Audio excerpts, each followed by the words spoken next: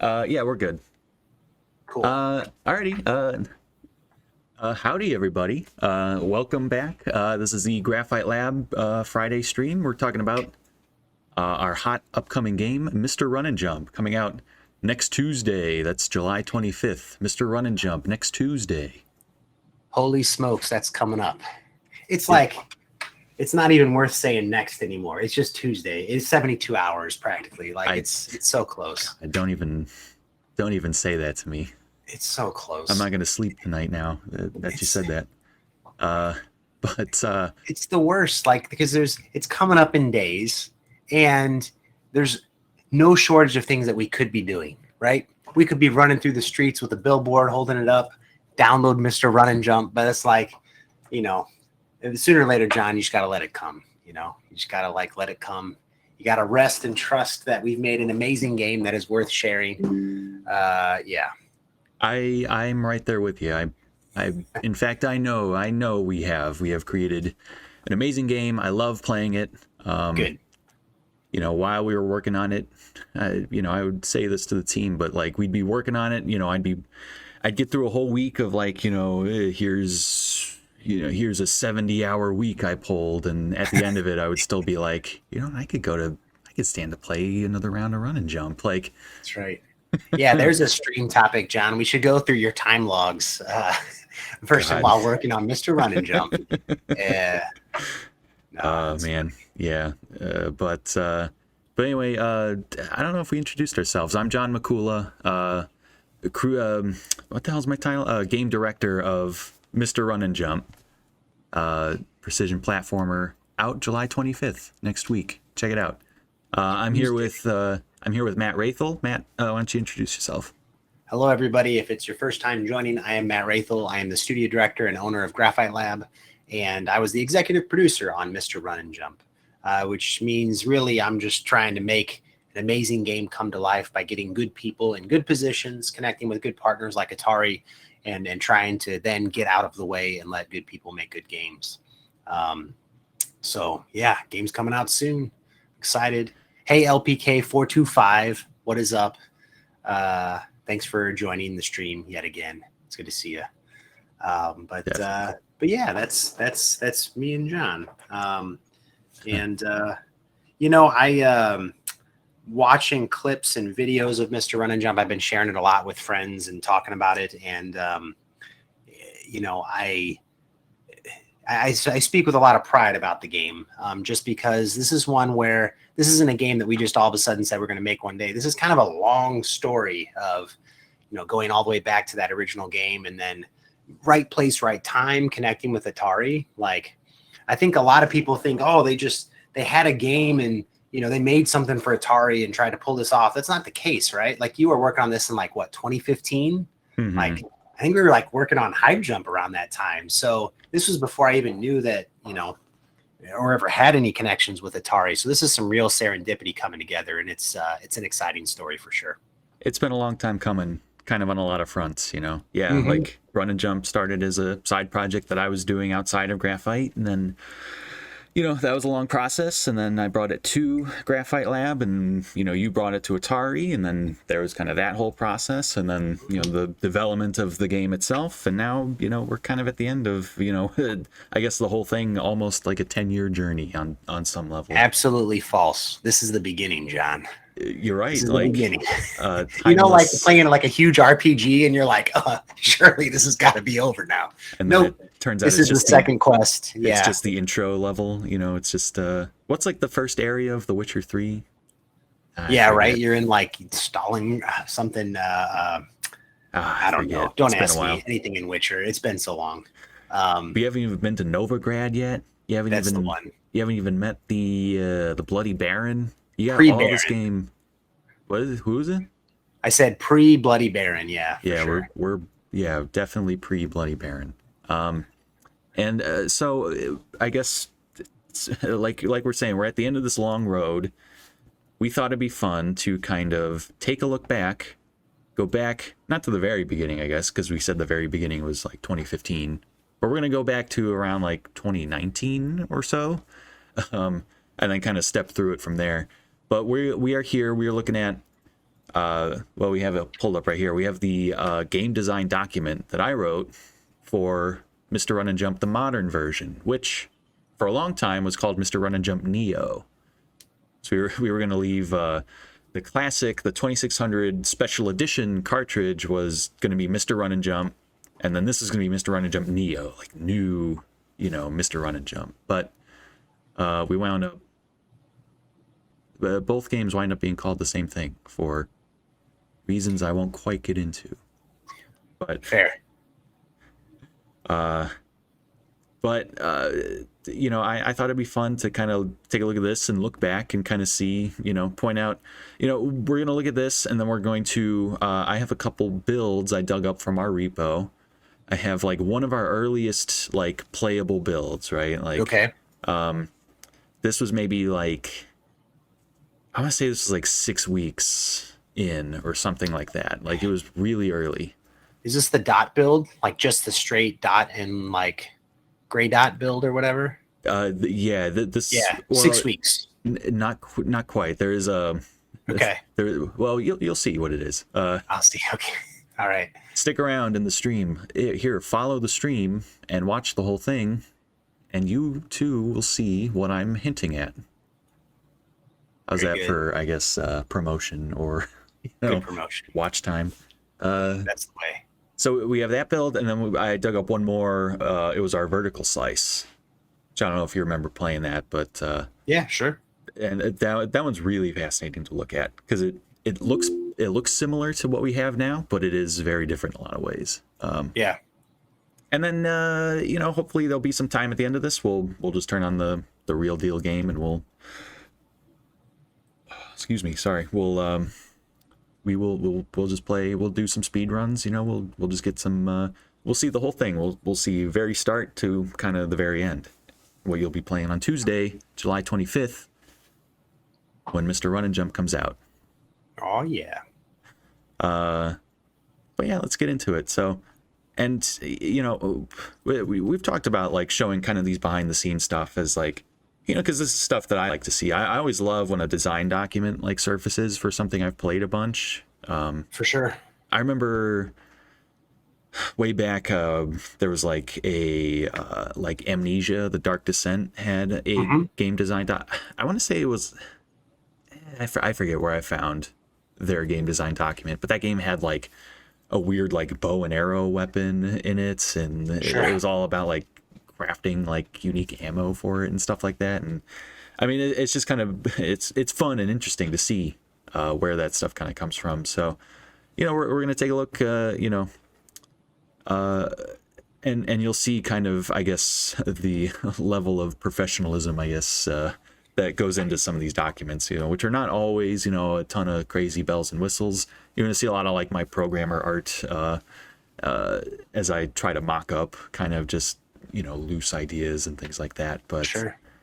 But we start off with a real kind of basic description of Run and Jump, the classic game, and then we're like, okay, well, what is Run and Jump Neo?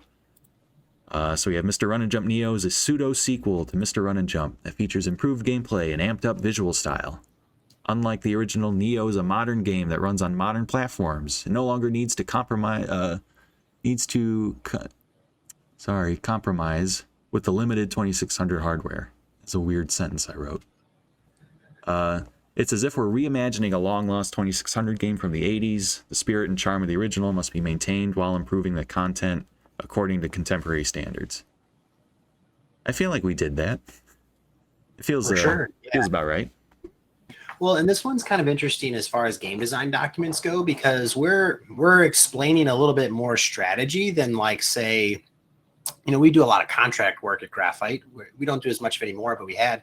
So it's very easy for us to say, oh, Transformers, we're going to make Transformers for the iPhone, right? It's like this one really had to like say and justify why this game was going to exist. Whereas like, yeah, if you're making a game with a popular brand, it's like, of course, this is going to exist to make that brand matter on this platform or something. But this one I thought was an interesting start to a game design document because you're really explaining like a real product strategy versus just being like, all right, let's go make something to sell, which was cool. I think this is unique. I maybe have worked on 80 different game design documents, John, and this one really has a unique purpose of here's what we're trying to achieve strategically, and I thought it's unique against the other docs that I usually look at. Oh, cool. Thank you. Yeah, I think it's Yeah. always important to kind of have that guiding light of like, okay, what is this thing that we're working Yeah. on? Gameplay-wise, Neo is a platformer. However, it's designed to be faster and more fluid than the original game, with new emphasis on making the player feel acrobatic. I think, something we definitely tried to do for sure. No back handsprings in the game, John. 1 star. No, 5 I stars. demand back handsprings, Mr. Run and Jump, and full back tuck double step layout. I don't know. I'm making up words. Keep going. Visually, Neo is is getting a complete overhaul, featuring a bold new aesthetic that is both electric and exciting. So trying to like sprinkle in some marketing speak, or for the suits at Atari, you gotta make sure they understand what's going to be electric and exciting. Well, hold on. Let me defend a little marketing speak for just a moment. I mean, seriously, whoever, and I want everybody to be honest in chat or watching this later, throw us in some comments. Like, whoever wants to hear, we're going to make this game just straight up boring and dull. Like, I get it. It's marketing speak, but I'll say nobody ever charged into battle being like, all right, guys, we should probably take out this warlord.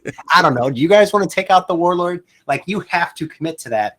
And I think it's something that's undervalued, and like in your position now, like directing this game, like you got to be the cheerleader, right? Like you can't be coming in there and being like, yeah, guys, maybe it's all right. So there's my vote for why marketing speak, when done properly, can really get people rallied around an idea. No, or should I say, builds buzz and excitement and camaraderie amongst team members. Builds engagement. Oh yeah. Yeah, definitely. Keep going. Sorry, John. Let's see. The overly simplistic environments are going to be reinterpreted as actual locales. While the original characters maintain their classic look, improved story elements provide the player with more context for their actions. New UI, music, SFX, unlockables, and customization all round out the final product to create a tantalizing experience that will keep players hooked for hours. There's a good marketing speed. Hooked for hours.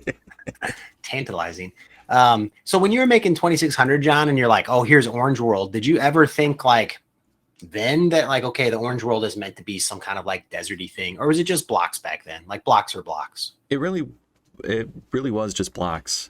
Yeah. For a while, cool. I wanted to do the thing where, kind of like this, like the cover art does, where like the classic Atari cover art where it's like, okay, like, the red square is supposed to be a, flying bug monster from space. And, kind of that overly abstract becomes like hyper realistic kind of thing. Sure. I had like the 2600 game and the graphics like in there before I really understood what they were supposed to be. So I thought for a long time of like, could I do that kind of thing? Can I make it be like, oh, here actually he's a spaceman, and that's why he can jump so high because he's on the moon, like. But by the end of it, I just kind of settled on. I liked Mr. Run and Jump as kind of an abstract spirit of platforming. I've been calling him just this boundless, little entity that wants to do nothing more than run and jump. Sure.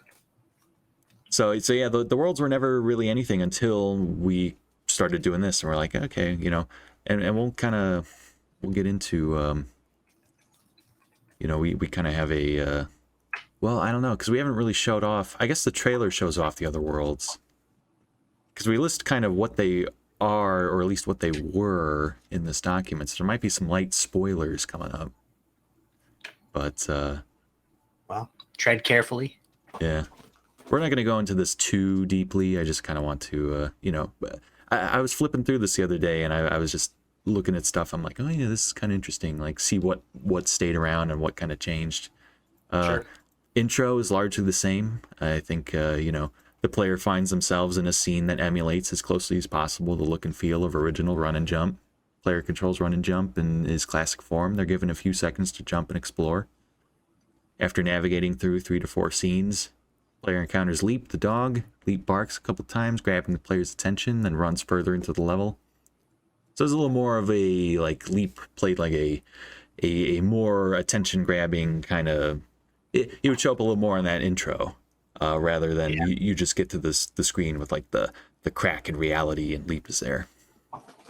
But then after that, the player enters a room with what appears to be a large otherworldly crack in the fabric of reality, hovering in the center of the screen. Crack has a modern graphical appearance. It looks completely foreign against the 2600 backdrop. Leap is also in this room, barking like mad. Player has been stripped of control at this point. The rest of the sequence is just a cutscene. Can I say that the crack especially looks exceptionally well done? It's timed right. It just really grabs the player. And, without it, I think the player would be lost throughout the entirety of the gameplay. All wasted if not for the proper transition and impressive crack animation displayed within the first few moments of the game. You speak like someone who has a lot of experience with, I guess, otherworldly cracks and their development. It's the only credit that I have on this game. I think you and I cranked that out in a weekend, and I was like, I don't know, you need some cracks? I got your cracks right here, John. I jumped in, dusted off the old After Effects skill, and it was fun. Thanks for letting me dabble. Cat's cracking up over here. Cat's like, I hate the crack more than anything else in this game. It is terrible. Yeah, that was a hell of a weekend putting that intro scene together. Yeah, it was nuts. I am glad we did it though, because like those little cutscene moments, those little story builders can sometimes, there's just so much else to do in a game that they don't get a chance to shine. But the little moments at the end of Worlds and those intros, I think they're fun. They really, I think, set it up well. So I'm glad we pushed to get those in. Yeah, definitely. So here we get to kind of the level layout. The level layout didn't change very much. It's kind of the same. There's 5 total orbs across, in every level. There's 3 challenge orbs, 1 shattered orb, and 1. Oh, here's when they were score orbs. Okay, so it used to be, so in Run and Jump Classic, there's a score like at the bottom of the screen, and it works by every second that goes by, you lose 1 point. So it's like you start with like the maximum possible points, and then every second that goes by, you lose a point. And then if you run into an enemy and you die, you lose like 100 points. So you had to like finish the game as quickly as you can with getting hit as few times as possible. And we were gonna like I wanted to keep that idea going forward. Like instead of doing time trials like we have now, it was going to be like a score trial, and it would kind of be like a speed run, but it would also factor in like your deaths like that. And we wound up not doing that because it wound up being it obfuscates, I guess, kind of what we're looking for. We wanted it to be like, here's like this transformative like speed run mode, and it just kind of felt weird, and we'd have to explain it too much to make it this score mode. Yeah. So I like the clarity and the purity, I guess, of having the time trials.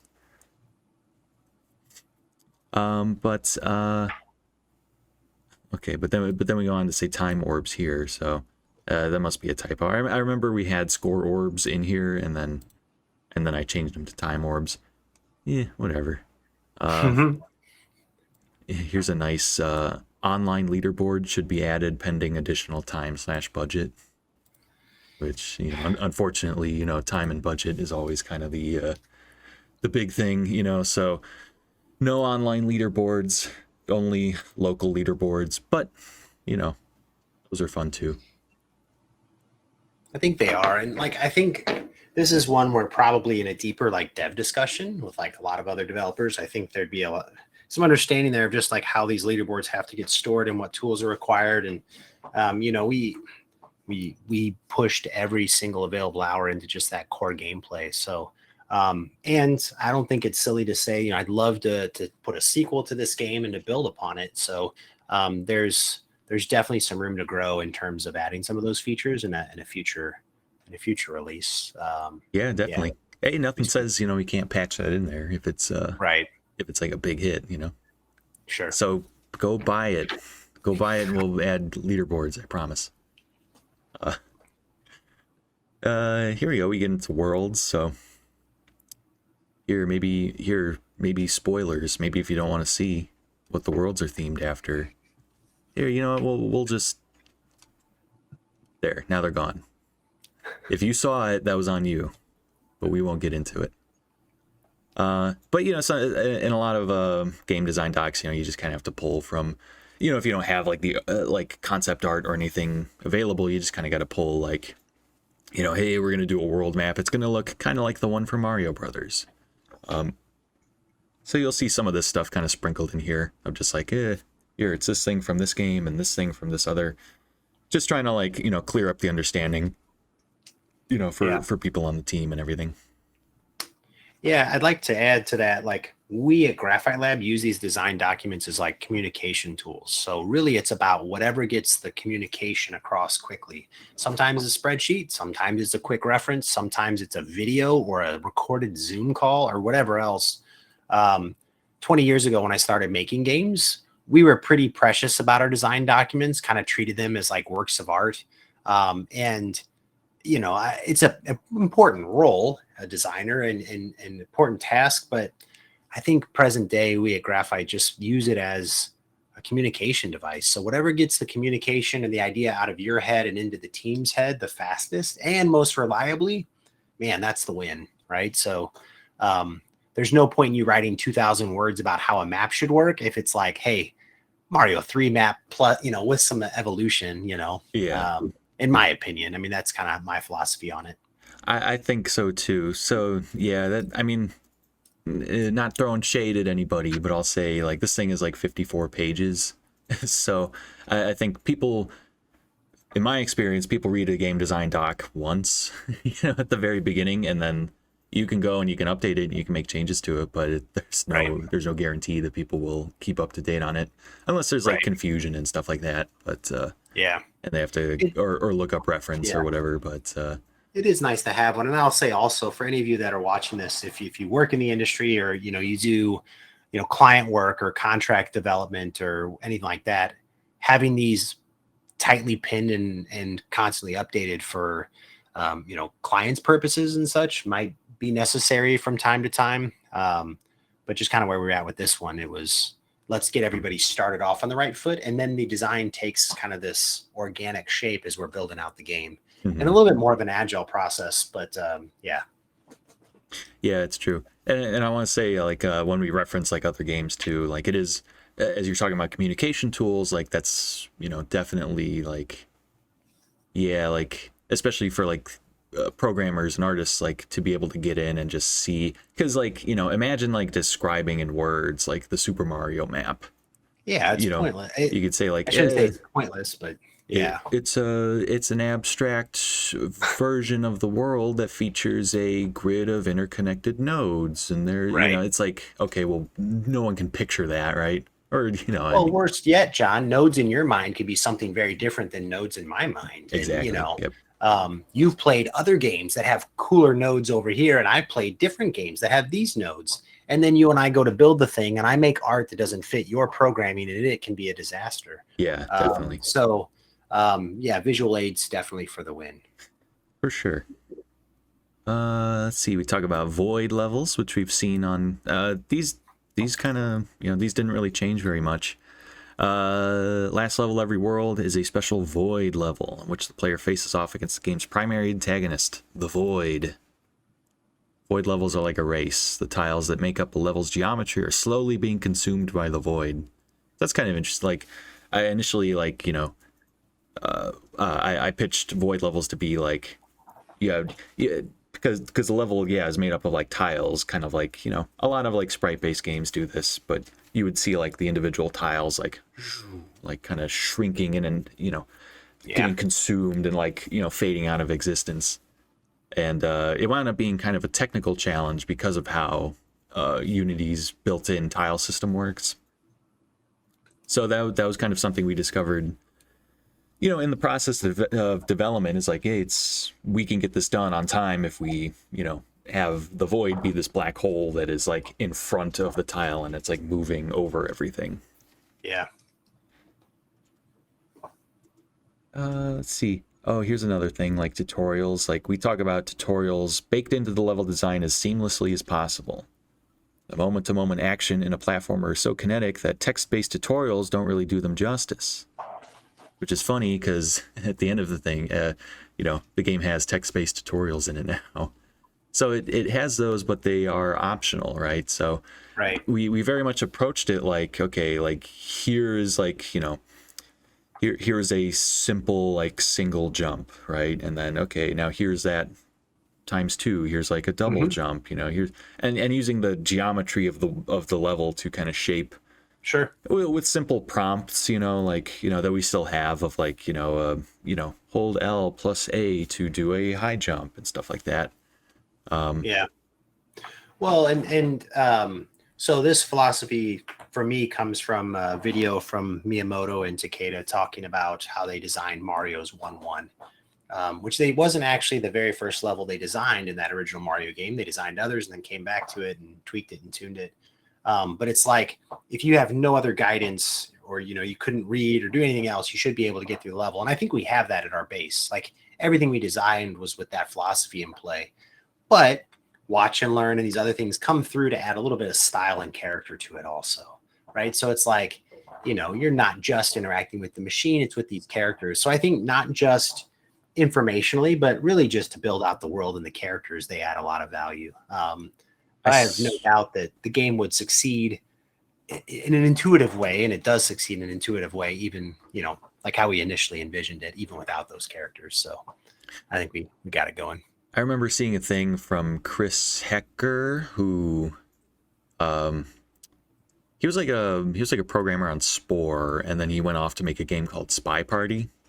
Okay. So he was doing like an interview about Spy Party, and he's like, look, this is kind of a complicated game. There's a lot of new concepts that people aren't going to be, it's not like based on institutional knowledge. There's not a lot of games like Spy Party. So he's like, we found everything you add to a tutorial will improve its effectiveness. So he's like, we have text, we direct to the camera, we have segments where people take control and do the actions themselves, we have voiceover for the text, like just like everything, because everyone's going to respond to tutorial things in different ways.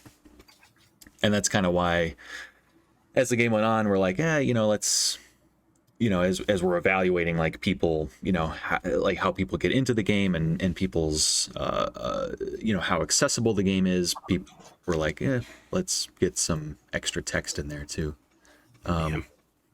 Because someone's going to appreciate a word by word, description of how to perform a long jump or whatever. Most definitely. Here we get into honorifics, the this ability to change the Mr. to Ms. and all that.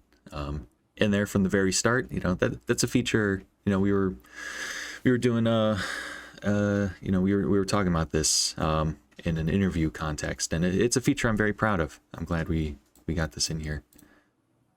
Yeah, for sure.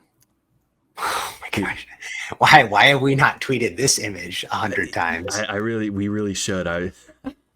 I was going through this and I saw this and I'm like, we should pull up this right game design there, doc on John. stream and show this. Don't move. Don't move. All right, I got what I need. Everybody keep your eyes on the internet for the next 10 minutes. So yeah, these are mock-ups I made. These were hats, unlockable hats, So I mean, most of these made it in there. We didn't get like the kiss lips, like this, but or no, what is this? The Rolling Stone lips. It is, but yeah, we don't want that to accidentally get in there. Yeah, I don't know who owns their stuff these days, but Mick Jagger is gonna come for us. Please come at me, Mick. I mean, that would get us. I don't know. Video Games Chronicle would probably write about that. That's right. Hell, we get Variety and Spin writing about that. Mick Jagger comes after independent game developer. Yeah. What is Mr. Run and Jump, and why is Mick Jagger so angry about it? Yeah, that's a headline. Click that one. So we start getting into schema, which schema is something that I've been using when talking about the game. It's basically just another word for like the player's move set. The types of actions that they can do, their abilities, and how, those abilities can chain together to make other abilities. So this was something I kind of wanted to, I had this idea of like, like how am I going to talk about like, the things the player can do, and so I kind of came up with this concept, and so I give a couple examples of like schemas from other games, mainly, here's Celeste, and then I tried to draw like these like diagrams of like, okay, like, just to illustrate like what I mean when I'm talking about a schema. So it's less about like, the actual motions of these like curves, but it's like talking about how the actions can be strung together in ways to get you around various obstacles. So it's like, all right, in Celeste, you can move normally, and then you do a jump, do a dash to kind of get this vertical movement, fall over here, cling to the wall, and then you can wall jump off of that. Another one for here, I did Crash 4. They have a move, they've got a slide to a jump to bounce off an enemy to a double jump. And that, that's the kind of thing that lets you span kind of this big crazy distance like this. So, I did a bunch of these for run and jump, and really we have like all the stuff like largely is the same. I think it's the same list of, we got crouching, we got rolling, long jumps, high jumps, dives, wall clings. That's like you land on a wall and you kind of like grab onto there for a minute. We have more of a slide now, so wall jump off of that, bounce. We have like bounce pads in the game. But then I go and I try to illustrate like a couple of obstacles that you can get around with the schema. So, here's just like a simple kind of wall jump combo, get you up kind of this, big vertical shaft.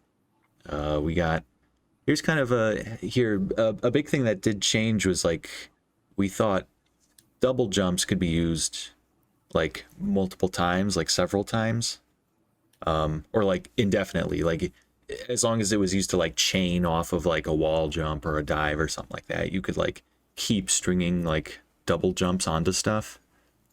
And we wound up getting rid of that because like one, it kind of makes for tricky situations where you can do like a double jump and then dive and then double jump, dive, double jump, dive, and like you never have to fall, and you could just kind of like hover throughout the air. And then I forget. I forget. There were other reasons why we got rid of it, but these kind of some of these diagrams I made do make that assumption, and you can do like this maneuver basically. Like the dive takes over this spot, where you do like a wall jump and then dive back onto it, jump, dive, jump, dive. We got a couple more of them here. Here's kind of a neat one. And some of the stuff is just me justifying to myself of like, okay, like, we can make, can we make interesting scenarios with this move set, and can the player like get through them, so this is just me kind of like, all right, like what is possible with some of this stuff. Here we are talking about long jumps, get across this extra long gap, get across this super high spot, how we can chain a double jump off of a high jump, get over here, dive through like narrow obstacles. Here we are bouncing. At the time, bounce pads were springs, I was calling them, so that's why these are like little curly cues. And then, we get into kinetics, which is just talking about like the raw, like moment to moment, like feel of the player moving, like the physics that drive the player's motion. And this, there's not really a ton to say. This was a situation where like, not all of the development team is like hardcore platformer guys, right? And my worry was, I feel like the temptation when you're working with Unity, the Unity game engine, and you're doing a platformer, is that you rely on like the physics system that's built in to kind of drive a lot of the motion, where you're like, oh, add forces, add up to Sure. jump and things like that. And I didn't want that. I wanted really, really precise. Like I really wanted, like, if I had to be able to get in there and tweak, like, individual frames of like the ease in and ease out and Right. stuff like that. Well, and this is going to require you to think way, way back, but didn't we start Hive Jump with physics and it made things impossible for like multiplayer? We had to rip it out and make everything deterministic. So, like, we did start Hive Jump, which has platformy characteristics, and we had to rip all that physics stuff out after all, right? So, yeah, I think we made the right call here and going after that precision. Hmm. Yeah, for sure. Yeah, And I'm definitely. not like a programmer by trade, but man, as a producer, I definitely remember having to rip out an entire movement system and like change it to something else. So Oh yeah, yeah. yeah, it's brutal. Hmm. Um, but yeah, this is like we really got in. We really have like very fine control over like just these various states, and I really wanted to like drive home like, okay, like how long are you holding like the jump button and what does that mean, and Sure. things like that. And then, okay, after a set amount of frames, then kind of changes to this state and gravity starts taking over. We lose, X amount per frame. And, really just trying to like hammer home some of these details.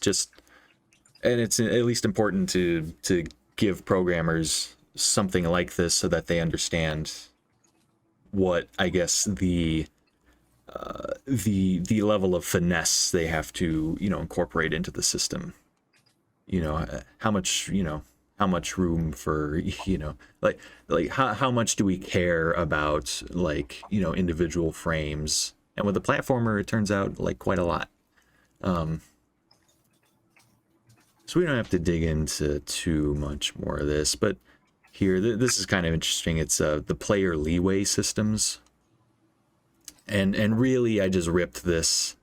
Maddie Thorson is a developer behind Celeste, which is a game we reference a lot, but she has a great Twitter thread of just all this stuff. So I'm just like, whatever. I'm just gonna copy her stuff and put it in here. So Maddie, if you're watching, I'm sorry, but I just kind of stole your stuff for my thing. But Here, but John, I'm going to give you another lesson in the marketing speak. Maddie, if you're watching, thank you so much for inspiring an entire generation of platformer designers. We share your love of platformers, those that have come before the both of us and have inspired, I'm sure, things in Celeste just as equally. So we appreciate the camaraderie and we love Celeste. So thank you. that's very, very well said. I concur wholeheartedly. But yeah, and some of these things I've heard mentioned, like there's like a good like retrospective on the original Crash Bandicoot where they talk about specifically coyote time, which refers to, you're only supposed to be able to jump when you're on the ground, but if you're trying to make like a really, if you're trying to jump like right at the edge, it can be tough to get that level of precision. So what coyote time refers to is like, it's like a couple frames, even though you've left the ground, you shouldn't technically be able to jump. There's a small like couple frame window where you still can make this jump. It'll still allow you to make a leap Yeah. like this. Referring to this particular situation. Jump buffering. This is like if you hit the X button and your character is like here, like hasn't quite landed yet, and you want to jump, it'll cache that input for a couple frames, and then if you land and that input is cached, it will jump after that. So it's like you're jumping right before you land, and then you land, you can still jump. Just kind of a lot of, nice stuff like this, like corner correction will nudge the player over if they, the hitbox just kind of glides against a corner like this, so you don't wind up like clipping onto corners in a annoying way. Just ways to kind of loosen the general precision required to just get around. Just makes for a much more fluid and enjoyable experience. And then we get into some more programmer art. So here's like, we're talking about enemies. So I wanted to include all the classic enemies because they're so simple. Like, you know, they're very easy to incorporate into the modern game. So we get into skulls, and then, or at the time they were skulls. They're called Skullkin now. But with enemies, I think about, you know, I've talked about this I think in the past, but I think about danger zones. I call them, which is like, you know, okay, if the Skullkin moves from here to here, back and forth, then this red box is a danger zone, which is like if the player stands in here for long enough, they will get hit, and you know, they'll have to, you know, respawn and try again. But so when we kind of like are painting enemies throughout a level, I think about it very much in terms of like painting these danger zones, you know, and making sure like you can almost like, if you can like picture them in your mind, like you can almost like paint like okay, like here's like a safe path through, and like, okay, here the player has to go through a danger zone, but they have this much time because of the enemy, how the enemy works and stuff like that.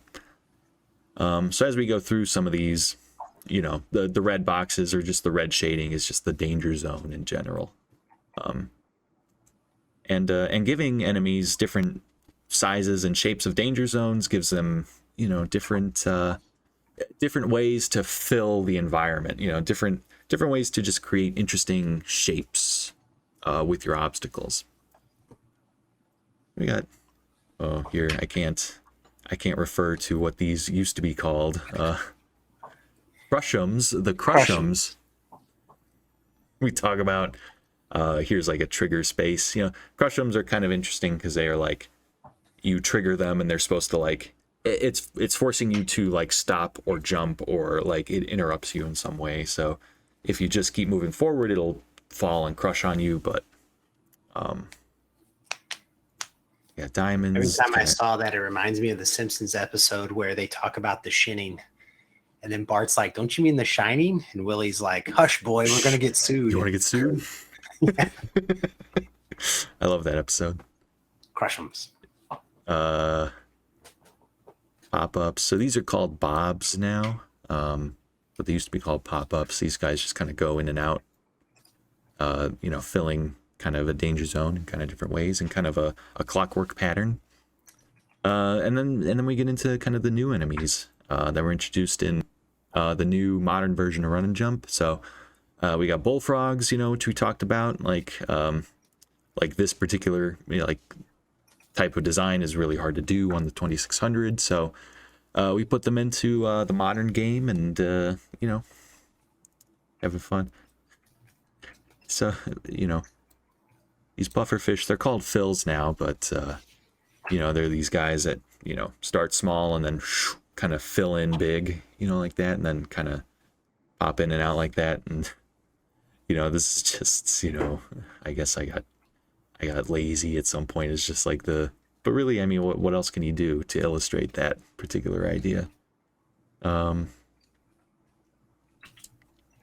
Guardians are kind of fun. We got this trigger space. You know, they were kind of meant to be like this like ninja character that you get in front of them and they activate, and then whoo, you know, do like a slash forward, and then they disappear.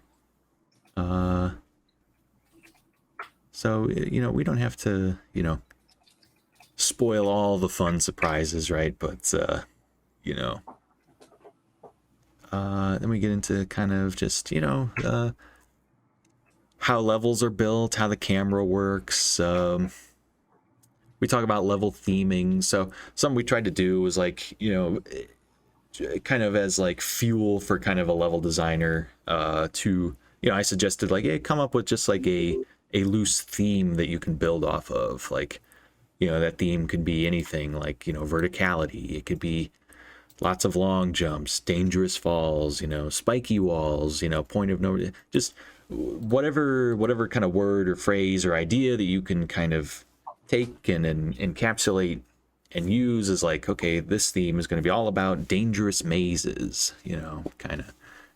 Well, it was something we tried to you know, work into I guess the game design overall. But you know, I think we God, we could really keep going with this game design doc, but since we've been going for 45 minutes, I think you want to get into some of the prototype builds. Sure. Yeah. All Yeah. I right. think we've got about 15 minutes or so. So let's pop over to those. So And also, while we're talking about that, we plan to continue streaming as we kind of go. I know launch day is Tuesday, but we'll probably keep this going. And we should have a special launch stream on Tuesday. I think right now we're planning to do that around 11 Central. So that's kind of out of our usual schedule. But me and John will be on the stream making fools of ourselves, probably pulling our hair out and getting excited about press and reviews and other content like that coming through. So we'll watch the socials. And don't forget to follow us in all places. If you haven't followed our Twitch stream yet, get that done. If you're in Twitter and Facebook and other places like that, get that done. And also we have TikTok accounts now too. We have two of them, and one of them is kind of hilarious. So anybody in the chat has to go check those out. yes, very good. What are those? Is it at Mr. Run and Mr. Jump Run and I'm Mr. Run and Jump. Each tailored to, well, you just got to check them out. I'm not going to spoil it for you. Get your butts over there to TikTok if you've got it, and follow Mr. Run and Jump and I'm Mr. Run and Jump. You heard the man. Make it happen. So Show me what you got here, John. What are you looking at? So can you see the Unity screen Yep, got it up. and the stream? Can the stream see the Unity screen? Oh, stream doesn't see it yet. Sorry, I was looking backstage. Okay. We're still seeing your GDD. We're good. They see it now. Okay. Yeah. So this was like I did some digging into our repo. This was like a very early. This was about 6 weeks, I want to say, or so. Like, just like a month and a half into development. A really, really early version of Mr. Run and Jump. So here, let me get rid of JetBrains. All right. So we've got, our little guy, no animations. This is also kind of a funky version of Mr. Run and Jump, where like his head is like maybe a little lower than it should be, but we have, no animations. We do have jumps. So we have the whole move set in here. Yeah. It's just the physics and kind of the level around him is so funky. We hadn't filled in like the actual variables yet. We hadn't figured out like the scale of the levels we were going for. So like some of these moves are just like, I'm going to do like some high jumps. Here's a double jump. The wall clings are like extremely, you stop dead in your tracks and then you slide, it's really stark. So you can really kind of, if I do some rolls and fall, you go really, crazy fast like that. But, and then as soon as you hit a wall, it's a real sticky sensation. For sure. No roll yet. We just kind of flip the guy around. For sure. And then our dives are really nuts too. Which dives I remember were really hard to kind of hammer home and get them kind of feeling like a distinct state all on their own. So like that's a dive.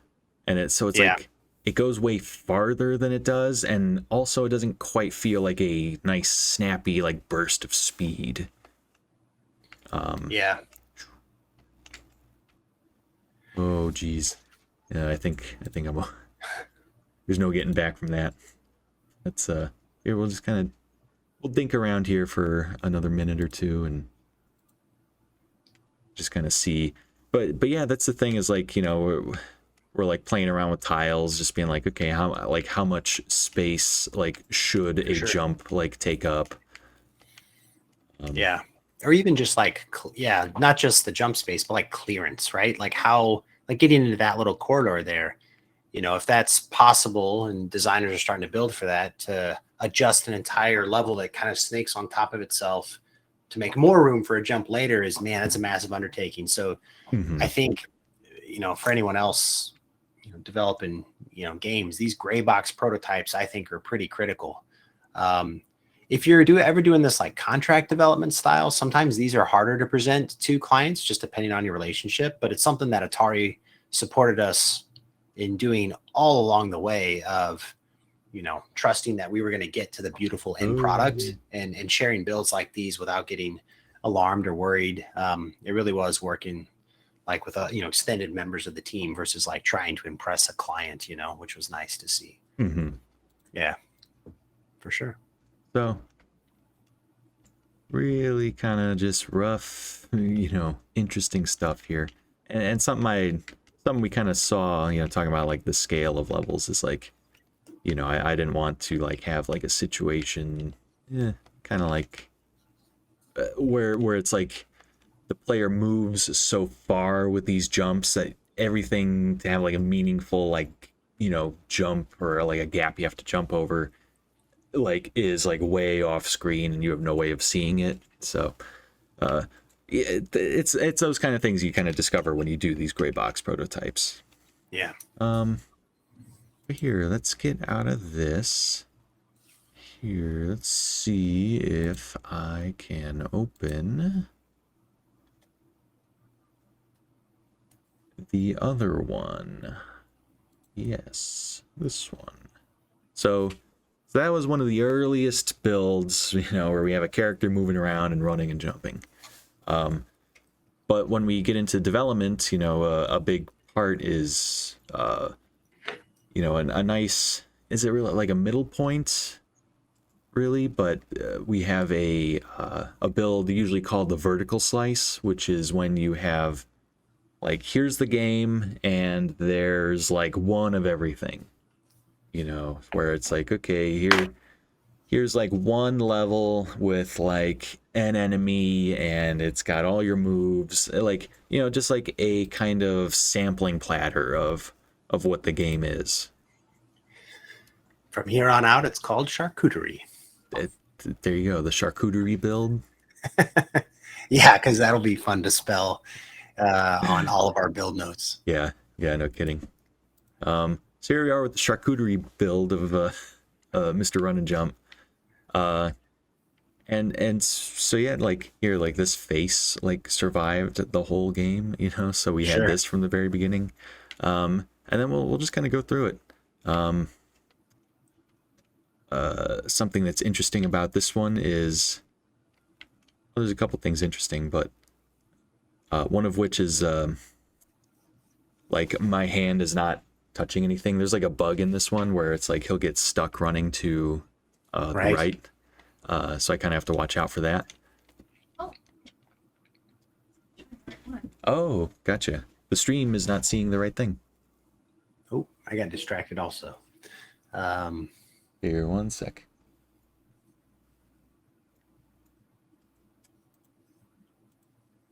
Get that switched over.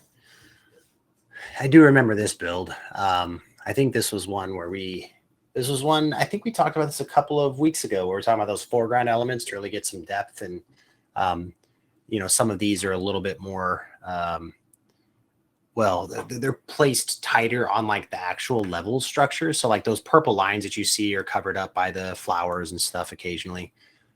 We kind of dialed that back over time, but structurally, yeah, at first when you loaded this, I thought it was like a later build or something. That opening screen survived pretty well. Yeah, definitely. Now I'm seeing it. You can see like these like weird little bugs. This is like a weird artifact of like, I remember those too. Like all our tile textures are technically occupied on like one texture file, and this is some weird effect of like, the borders of some of the tiles are bleeding into other tiles, and this is a hell of a bug to fix. Like this took a long time to figure out. But yeah, here we go. So yeah, I was saying like there's a bug in this build, like the player can get stuck moving to the right. And another couple things, like here, let's see, like I can jump, dive, double jump, dive. Here, jump, dive, double jump. it's like you can double jump in more places than you can normally do now. Like now we have like you can do one double jump before you land on the ground, but this one I think you can do like two before you land, and it just seemed like confusing and a little like arbitrary. Let's see, we have wall jumps feel very different. Wall jumps kind of will lock you in. So like in the current game, like you'll do a wall jump and you will like fall off. Like my thumb wasn't on the analog stick when I was doing this. It's like you're kind of locked into this arc. And you can steer it a little bit, but for the most part, you're doing kind of this whole big thing, which normally in current run and jump, you'll like kind of do that if you're not like pointing in a direction with the analog stick. Right. Well, the wall jump is the one that, like, even in our early playtest sessions, we got, pretty excited reviews of all the core kind of inputs, like, the right direction. But wall jump, I think, was where people were a little bit more polarized of, hey, I wanted to do this. Hey, I wanted to do that, that sort of thing, from what I remember anyway. Yeah, definitely. There was a lot of, wall jumps had a lot of iteration on them. Look at how bright these spikes are. Yeah, the bloom was a little nuts. Well, we've even dealt with bloom like as recently as like in the last couple of weeks, where we got feedback from our Next Fest demo where players wanted more control over the bloom, and we quickly responded and updated versions to allow control over that. But oh man, yeah, those guys are hot.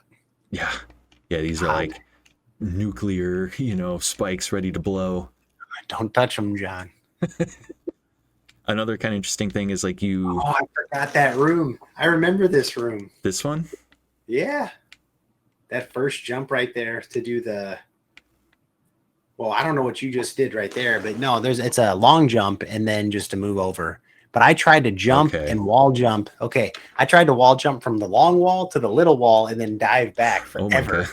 And then I saw somebody high jump and I was like, oh, that's how this game gets done. It's like... just knowing and trying different move sets. Like, you guys play through this game next week all the way through and you'll think things are impossible, but everything was built with intention. And there's always a move set that gets you through a lot easier than you might expect, which I thought was pretty cool. Yeah.